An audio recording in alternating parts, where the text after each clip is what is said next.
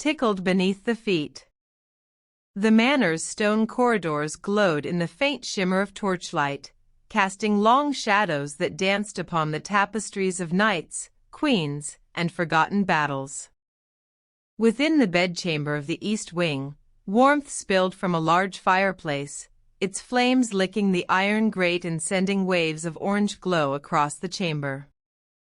Heavy curtains of embroidered silk framed the tall arched windows, shutting out the cool evening air. The scent of beeswax and burning oak drifted lazily in the room, mingling with the perfume that clung to the noble fabrics. On a cushioned bench near the bed sat the daughter of the house, a young woman of 20 years. Her yellow silk gown, trimmed with golden thread, spilled in rippling folds around her ankles.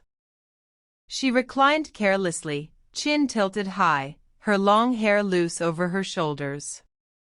Her fingers drummed idly on the carved armrest, and her expression held the unmistakable sharpness of arrogance. Though she had been blessed with beauty and refinement, her pride often shadowed her virtues. The door creaked open, and into the chamber stepped her mother, the lady of the manor. Tall and dignified, she moved with the grace of one born to command. Her velvet gown of deep crimson brushed the floor as she walked, and her eyes, stern yet steady, rested upon her daughter. Behind her, 2 household maids in plain linen dresses entered quietly, their hands folded before them, awaiting instruction. "You were expected in the hall for evening prayers," the lady said, her voice cool and controlled. "Yet here you remain, seated like a child who has no duties." The young woman turned her head slowly, meeting her mother's gaze with a faint smirk. "I tire of prayers," she said dismissively. "Let the servants bow and whisper their chants. I would rather hear the music of my own thoughts." The maids exchanged uneasy glances, while the lady's face darkened. "You speak carelessly," she warned. "Not only of prayers, but of your place in this house. Have you forgotten the order of honor that holds this family together?" "I forget nothing," the daughter replied sharply, rising from the bench. The yellow silk of her dress shimmered in the firelight as she stood with pride. "But I will not be caged by rules meant for children. If respect is demanded, then let it be earned. Why should I bow to commands when I am grown?" The lady's silence was heavier than thunder. She stepped forward, each measured stride echoing on the stone floor, and the flames cast her shadow long and dark behind her. "Daughter," she said, her voice a blade of steel, "you trespass upon insolence. And insolence cannot go unanswered." The young woman scoffed, tossing her hair over one shoulder. "And what punishment could you fashion for me now, mother? Will you banish me to the chapel? Or lecture me with words I no longer hear?" Her defiance was the final spark. The lady turned her gaze toward the maids, who straightened at once. "Prepare her," she commanded. Confusion flickered in the young woman's eyes. "Prepare me? For what?" she demanded, though her voice carried a tremor she had not intended. The lady gestured toward the canopied bed, its heavy drapes half drawn. "This chamber shall serve as witness. Insolence will be erased beneath discipline." The maids stepped forward swiftly but gently, each taking hold of the young woman's arms. She twisted in their grasp, her yellow gown rustling like leaves caught in wind. "Unhand me," she cried, laughter and protest mingling in her tone. "This is folly." Her mother's expression never wavered. "Bring her to the bed. Remove her slippers." The daughter's eyes widened as she was guided backward, seated upon the bed's edge. The maids bent dutifully, slipping the delicate slippers from her feet, revealing pale soles now bared to the chamber's air.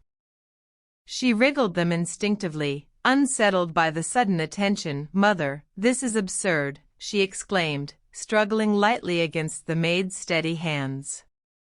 "Absurd," the lady replied, her voice steady as iron, "is a daughter who mocks her mother's word. Tonight you shall learn that laughter can serve as both shame and lesson." With that, she knelt gracefully upon a small cushioned stool placed before the bed. Her crimson gown spread around her like a pool of velvet, her noble hands poised with deliberate calm. The daughter's breath quickened. "You cannot mean—" Her protest broke into startled laughter as her mother's fingers grazed the tender arches of her feet. She jerked back, but the maids held her firm. The lady's nails traced slowly, deliberately, across the soles, sending shocks of unbearable tickling through her body. "Mother, stop. Please," the young woman squealed, her laughter bursting uncontrolled.